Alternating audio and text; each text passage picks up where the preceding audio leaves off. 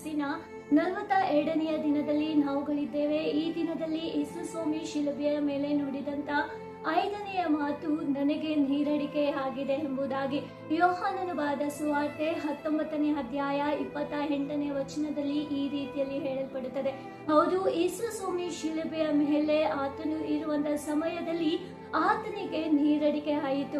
ಇದು ಯಾವ ರೀತಿಯ ನೀರಡಿಕೆ ಅಂದರೆ ಇವತ್ತು ಆತ್ಮನ ದಾಹದ ನೀರಡಿಕೆ. ಇವತ್ತು ಒಂದೊಂದು ಆತ್ಮಗಳಿಗಾಗೂ ಯೇಸು ಸ್ವಾಮಿ ದಾಹಗೊಳ್ಳುವಾತನಾಗಿದ್ದಾನೆ.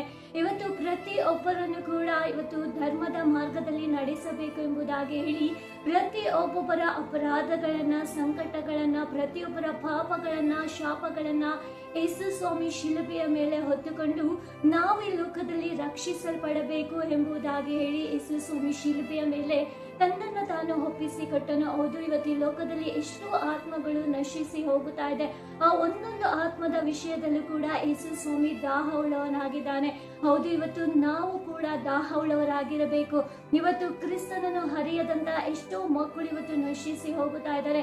ಎಡಗಡೆಗೂ ಬಲಗಡೆಗೂ ವ್ಯತ್ಯಾಸ ತಿಳಿಯದೆ ಇವತ್ತು ಎಷ್ಟೋ ಆತ್ಮಗಳು ಹಾಳಾಗಿ ಹೋಗುತ್ತಾ ಇದ್ದಾರೆ. ಪ್ರತಿಯೊಂದೊಂದು ಆತ್ಮಗಳಿಗಾಗಿಯೂ ನಾವು ತವಕಿಸುವಾಗ ಖಂಡಿತವಾಗಲೂ ಇವತ್ತು ಪ್ರತಿಯೊಂದು ಮಕ್ಕಳು ನಾಶನದ ಮಾರ್ಗದಿಂದ ತಪ್ಪಿಸಿಕೊಂಡು ಇವತ್ತು ರಕ್ಷಣೆಯ ಮಾರ್ಗದಲ್ಲಿ ನಡೀಲಿಕ್ಕೆ ಸಾಧ್ಯವಾಗುತ್ತದೆ.